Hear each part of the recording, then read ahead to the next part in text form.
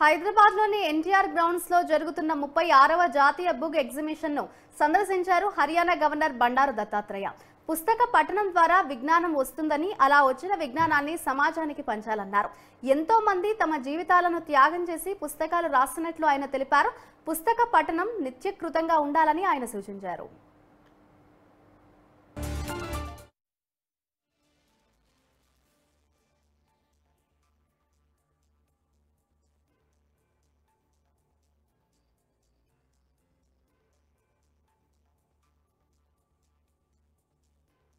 ఈ 36వ జాతీయ పుస్తక ప్రదర్శన చాలా సంతోషం.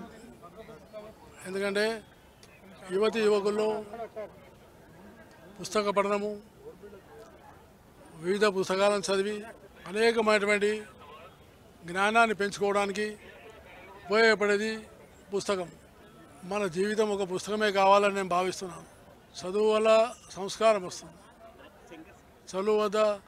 చదువు వల్ల సభ్యత సంస్కారం కూడా వస్తుంది. కాబట్టి పుస్తక పఠనం అంటే ఓ సంస్కారాన్ని పెంచుకొని, సభ్యతని పెంచుకొని, జ్ఞానాన్ని పొంది, జ్ఞానాన్ని పంచుకొని, జ్ఞానంతో సమాజానికి అంకితం వస్తామని అలాంటి ఆలోచనలు, వివిధ వైరుధ్యమైనటువంటి సిద్ధాంతాలను కూడా అధ్యయనం చేసేటువంటి అవకాశం పుస్తకాల్లో ఉంటుంది. కాబట్టి పుస్తకాలు, గ్రంథాలు చదివి మనం ఎక్కువ జ్ఞానాన్ని పెంచుకొని సమాజానికి ఉపయోగపడే విధంగా ఉండాలని నేను మనసారా కోరుకుంటున్నాను. సార్, నేటి యువత పుస్తకాలు చదువుతలేరని ఒక విమర్శ ఉంది. దానికి మీరు ఏమిస్తారు యువతకు సందేశం? అంటే ఇప్పుడు యువత పుస్తకాలు ఎక్కువ చదవట్లేదని అంటూ ఉంటారు కదా, సో అసలు వాళ్ళకి ఏం సందేశం ఇస్తారు మీరు? ఈరోజు తల్లిదండ్రులు ఎవరైతే ఉన్నారో వాళ్ళు పిల్లల నుంచి వాళ్ళకు అలవాటు చేయాల్సిన అవసరం కూర్చోబెట్టి. ఎందుకంటే సెల్ ఫోన్ ప్రపంచం, ఈ నెట్ ప్రపంచం.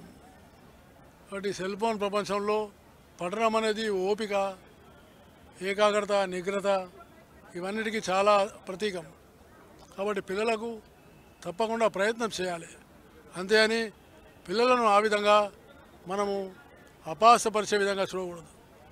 వాళ్ళలో కూడా కొత్త విజ్ఞానం ఉంది, వాళ్ళు కూడా నేర్చుకోవాలని ఉంది. కానీ సరైన దారిలో పెట్టాల్సింది తల్లిదండ్రి. కాబట్టి పిల్లలతో పాటు తల్లిదండ్రులు కూడా కూర్చొని చదువుతూ ఉంటే పిల్లలకు అలవాటు అవుతుంది. కాబట్టి అలవాటు చేసి మనిషికి చివరికి ఒక వ్యసనంగా మారిపోతుంది. కాబట్టి రోజు ఎలానైతే వాళ్ళ జీవితం కోసం చదువుతున్నారు, పట్టా పొందిన తర్వాత కూడా, డిగ్రీ సంపాదించిన తర్వాత కూడా చదవాలనేటువంటి కోరికను పెంచాలి. అదే జ్ఞాన యొక్క తృష్ణ. ఆ జ్ఞాన తృష్ణనే పుస్తక పఠనం.